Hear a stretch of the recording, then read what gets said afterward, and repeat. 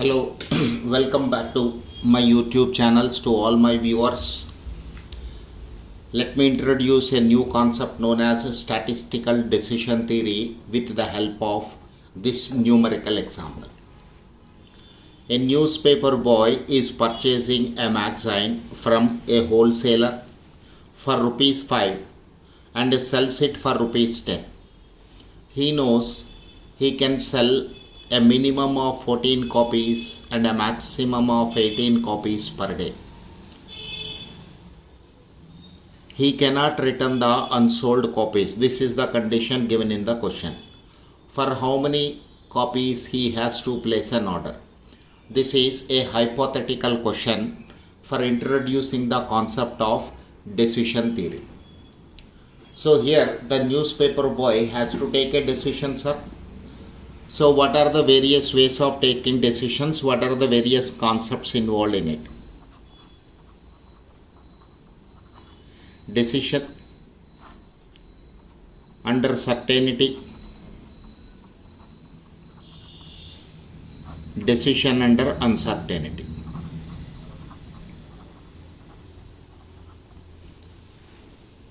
Let me concentrate first on decision under uncertainty.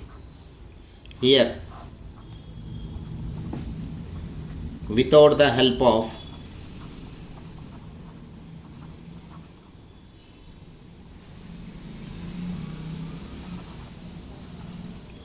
probabilities of state of nature,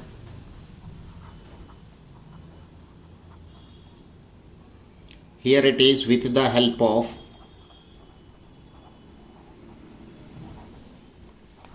probabilities of state of nature.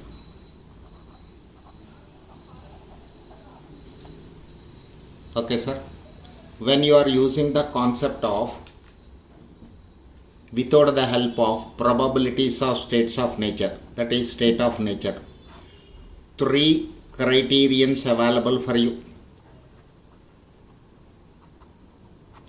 Maximin criterion, Maximax criterion, and Minimax regret criterion.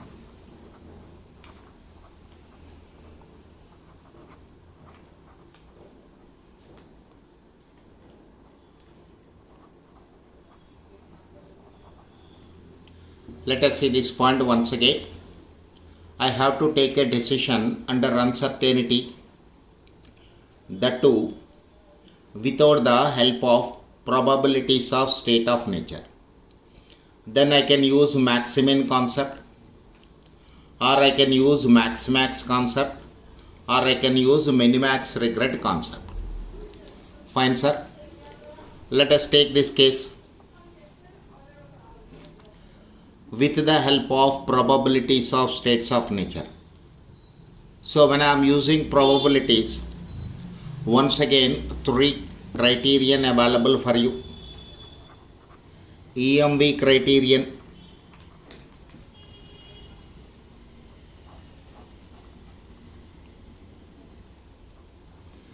EOL criterion, and EVPI criteria.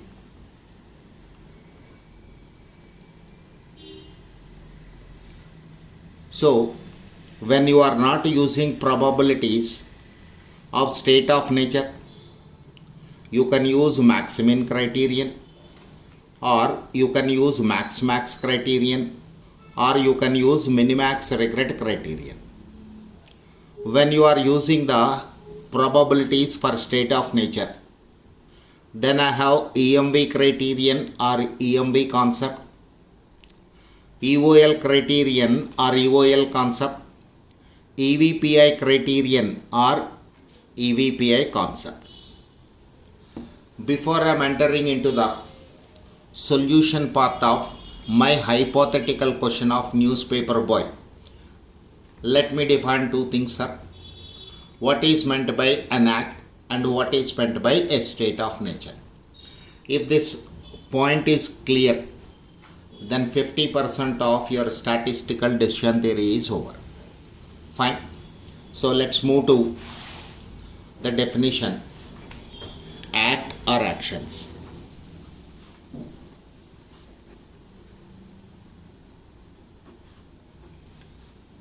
To explain what is meant by act or an action, let us consider my newspaper boy question once again.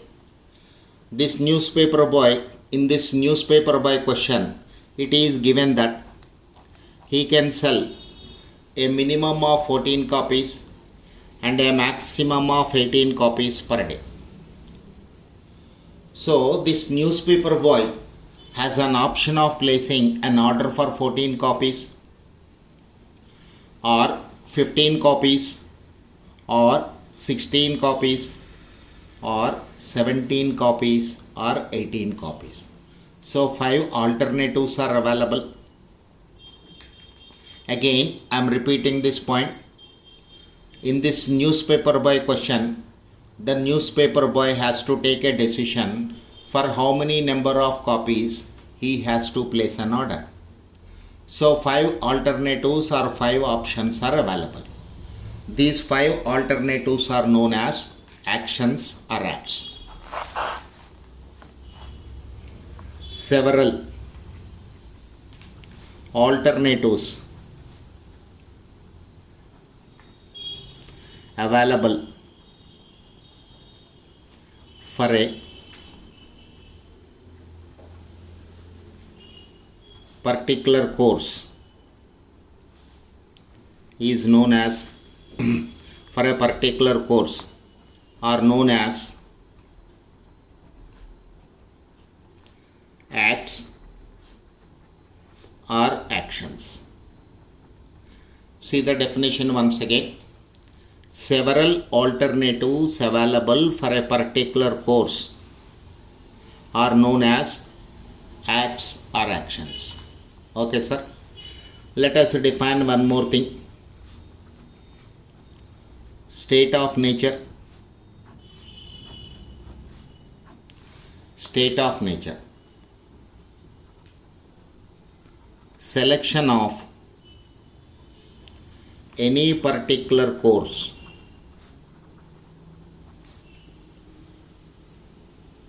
any particular act, I can say. Selection of any particular act depends on certain factors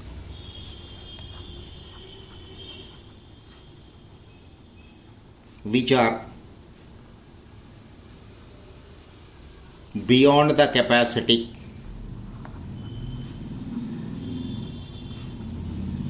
of a decision maker, which are beyond the capacity of a decision maker. These factors are known as state of nature.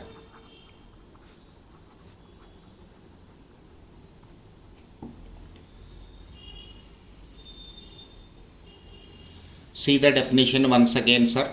Selection of any particular act depends on certain factors which are beyond the capacity of a decision maker. These factors are known as state of nature. Once again, to have a clear idea on state of nature, let us consider that newspaper boy question once again. The demand for the copies may be 14 or 15 or 16 or 17 or 18 or 19. Sorry, 18, because he knows he can sell a maximum of 18 copies. Look at this point once again. The demand for that magazine may be for 14 copies or maybe for 15 copies or maybe for 16 copies or 17 copies or 18 copies. The newspaper boy cannot predict what will be the demand for tomorrow. It is beyond his capacity. So in this particular question, demand for the copies is known as state of nature. and placing an order is known as act. One more time I am repeating this point. In my hypothetical question of this newspaper boy, what is an action or what is an act? For how many number of copies the newspaper boy has to place is an act. And market demand, or you can say simply demand, is state of nature. Okay sir, this point I am writing here.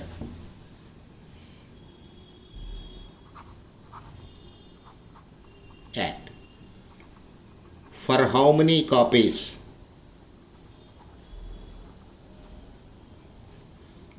the newspaper boy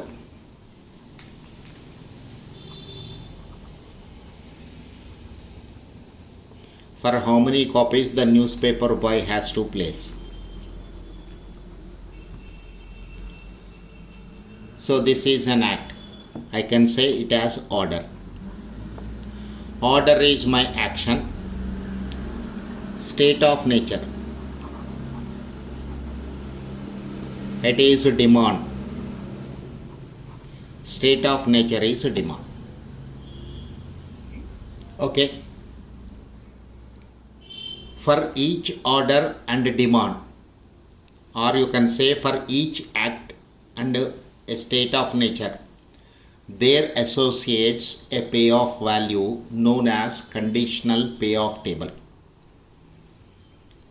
Again I am repeating this point. For each act which is associated for a corresponding state of nature, there associates a value known as payoff value.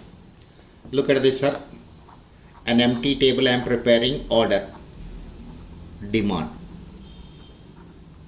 I know I can place an order for 14 copies or 15 copies or 16 copies or 17 copies or 18 copies. These are the acts we have.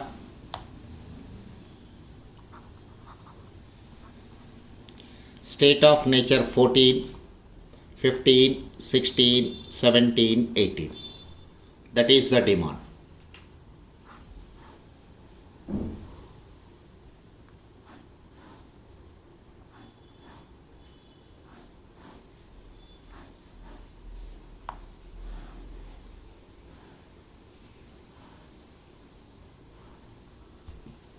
Let us see here.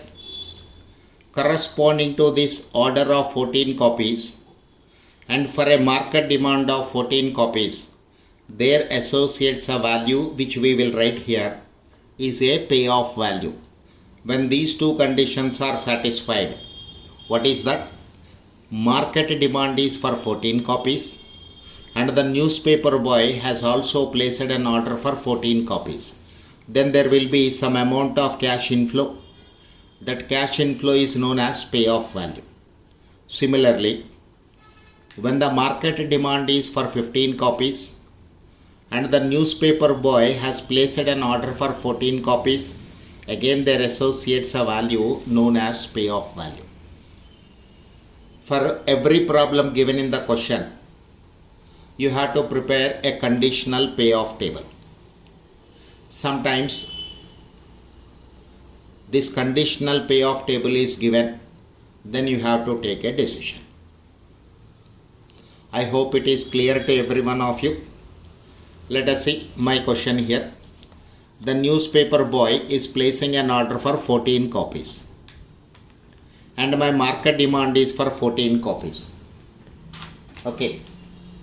Newspaper boy is placing an order for 14 copies and the market demand is also 14.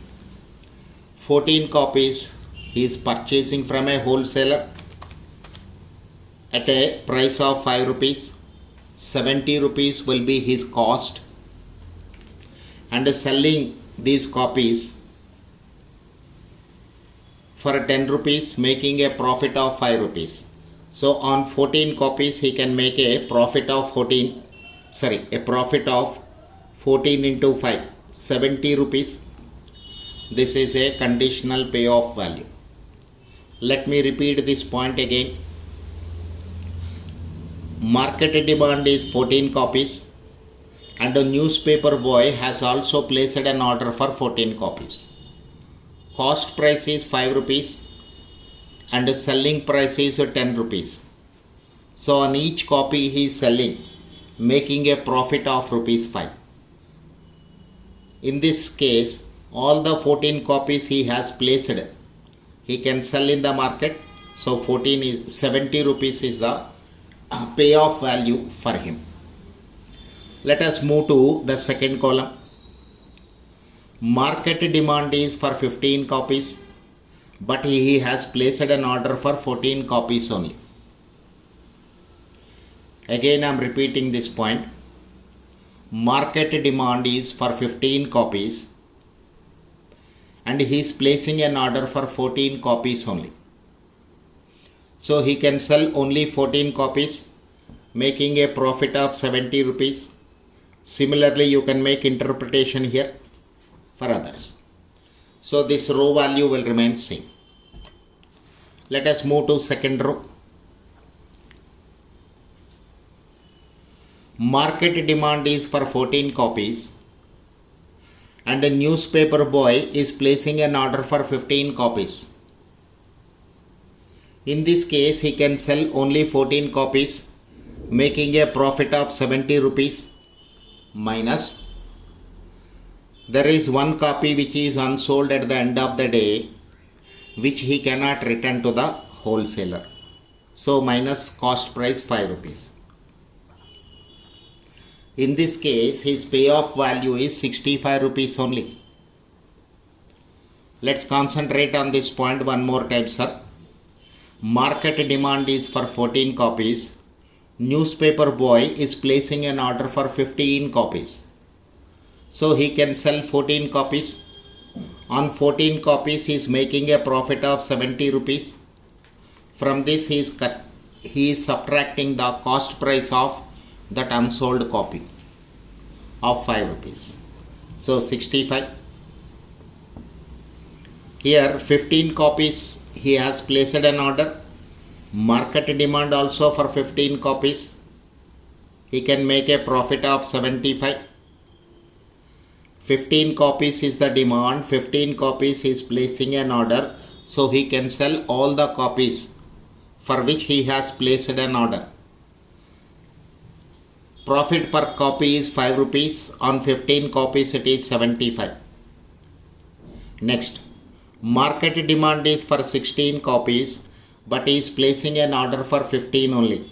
So this is also 75. Here, let's move to third row. Market demand is for 14 copies. He is placing an order for 16. On 14 copies which he is selling, he can make a profit of 70 rupees. And at the end of the day, there are 2 copies which are unsold. So on these 2 copies, cost price is a loss per him because he cannot return the unsold copies to the wholesaler. So on 2 copies at the rate of 5, 2 into 5, 10. So this is 60. Let's move to this case. Market demand is for 15 copies, but the newspaper boy is placing an order for 16 copies. On 16 copies he can make a profit of 5 rupees per copy. 16 into 5 minus there is one copy which is unsold at the end of the day. Market demand is 15, order is 16. There is one copy which is unsold. 1 into 5. So this is 16 into 5. 80 minus 5. 75. Next, he is placing an order for 16 copies, but the market demand is also for 16 copies. Look at this situation once again. He is placing an order for 16 copies and the market demand is also for 16 copies. So profit is 16 into 5, 80 rupees. Here also 80, here also 80.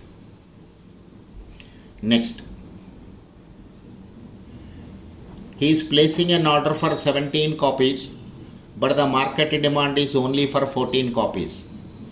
So his sales are only for 14 copies. His sales are only for 14 copies. So 14 into 5, 70 rupees minus end of the day 2 copies are unsold on this cost price 10. How many 3 copies are there? 15. So this is 55. Look at this point once again. Market demand is for 14 copies. The newspaper boy is placing an order for 17 copies. So he has a sales for 14 copies only. On those he is making a profit of 70 rupees. And from this 70 rupees, what he is doing? He is subtracting the cost price of unsold copies. 17 minus 14, 3 copies are unsold. And the cost price of each copy is 5 rupees. So 15 rupees is subtracting. Now, let's move to the next column. Market demand is for 15 copies. And this newspaper boy has placed an order for 17 copies. So he has a sales for 15 copies. 15 into 5, 75 rupees profit. From this he is subtracting the cost price of unsold copies. End of the day, how many unsold copies are there? 17 minus 15, 2 unsold copies are there. On them cost price is 10 rupees, so it is 65. Next, third column. 16 copies is the demand, and for 17 copies he is placing an order. He has a sales for 16 copies only. 80 rupees he is making a profit. From this he is subtracting the cost price of one unsold copy of 5 rupees. 75. Let's move to next column. Market demand is for 17 copies. He placed an order for 17 only. So he has a sales for 17 copies. On 17 copies he is making a profit at the rate of 5 rupees per copy. So this is 85, this is also 85. Okay, sir. Let's move to the next last row. The newspaper boy is placing an order for 18 copies. The newspaper boy is placing an order for 18 copies, but the market demand is only for 14 copies. So he has sales for 14 copies only. 70 rupees minus end of the day 4 copies are unsold. On them cost price is 20, he is subtracting. This is 50. Next, market demand is for 15 copies and he has placed an order for 18 copies. So he has sales for 15 copies only. 75 minus end of the day 3 copies are unsold. 15. 60. Market demand is for 16 copies. This fellow has placed an order for 18 copies. So he has sales for 16 copies. 80. Profit minus end of the day 2 copies are unsold. On them cost price is 10. So this is 70. Same way, if I interpret 17, sales are for 17 copies. 85 minus 1 copy at the end of the day 5. 80 rupees net profit. And let us see the last column. Market demand is for 18 copies. Market demand is for 18 copies. This newspaper boy has also placed an order for 18 copies. So he has sales for 18 copies. 18 into 5, 590. 18 into 590. This way a conditional payoff table is prepared for this newspaper boy. A conditional payoff table is prepared for this newspaper boy. Let us use the concept of decision under uncertainty without the help of probabilities of state of nature. Again I am repeating, how to take a decision under uncertainty without the help of probabilities of state of nature. Let us see, sir. Here demand is a state of nature.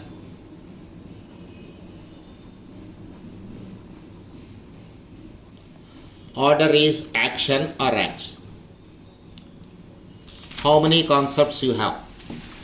Under this, first one is Maximin criterion. Let us see this Maximin criterion. Maximin criterion. Under this approach, the decision maker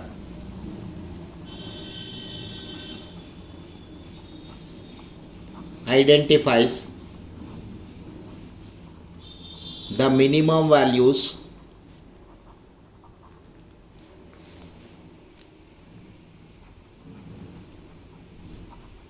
from each act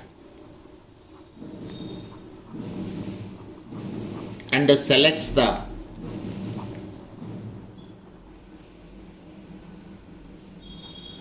overall maximum value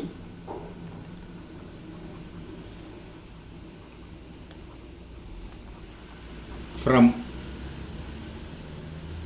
these act minimum values.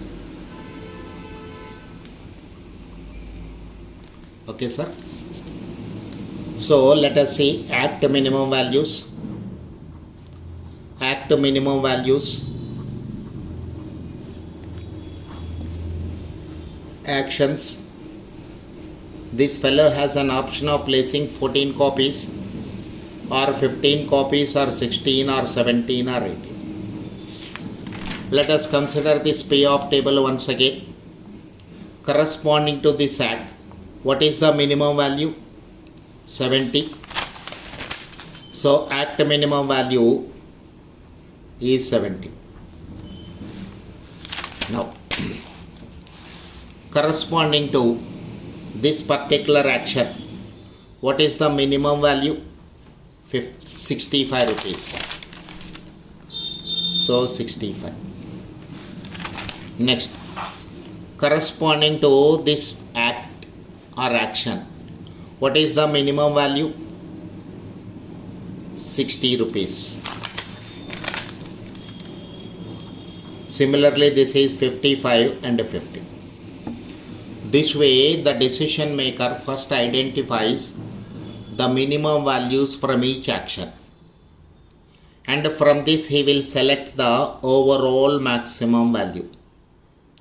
He selects the overall maximum value, 70. So decision is what? Since the overall maximum value from act minimums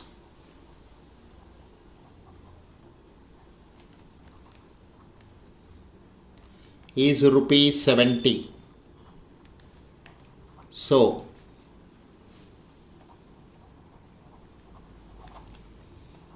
placing an order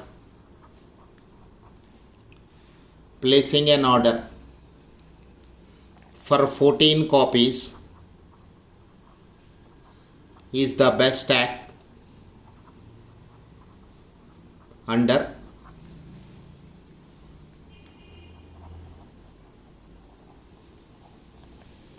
Maximin criterion. Under Maximin criterion. Okay, sir. Now let us move to Maximax criterion.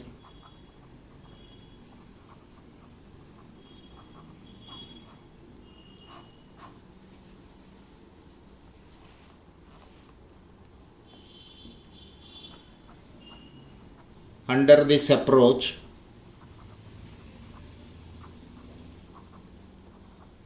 the decision maker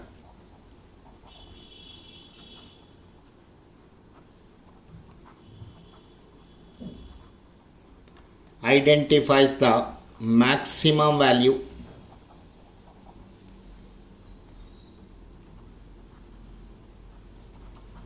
from each act or action and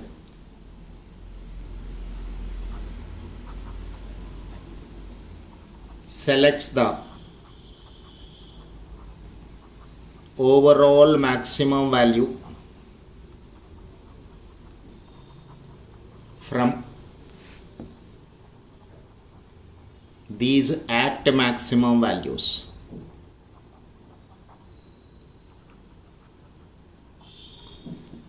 Okay, so it is a procedure of selecting the overall maximum value from the act maximum values. It is a process of selecting the overall maximum value from act maximum values. Let us see the newspaper by question. Actions, order. He can place an order for 14 copies or 15 or 16 or 17 or 18. Act maximum values. Act maximum value in rupees. Let us see this newspaper by question once again. This conditional payoff table. What is the maximum value from first action? 70 rupees. 70 rupees. Corresponding to second act, maximum value is 75. Maximum value is 75. Corresponding to this act, 16. Maximum value is 80. Here it is 85 and here it is 90. So the decision maker has identified the maximum values from each action. After that, he selects the overall maximum value. After that, he selects the overall maximum value. So write the same point.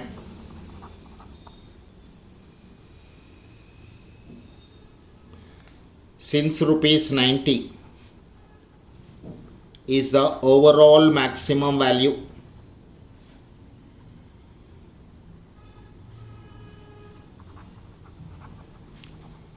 from act maximum values, so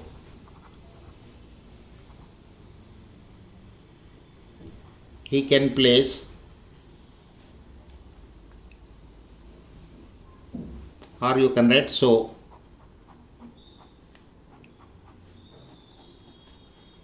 Placing an order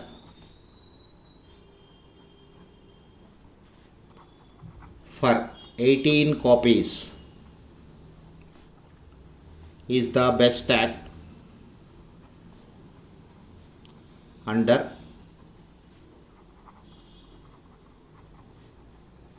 Maximax criterion. Fine. So there is one more case left over, that is Minimax regret criterion, that I will discuss in my next video, sir. Watch this video and please subscribe my channel. Thank you.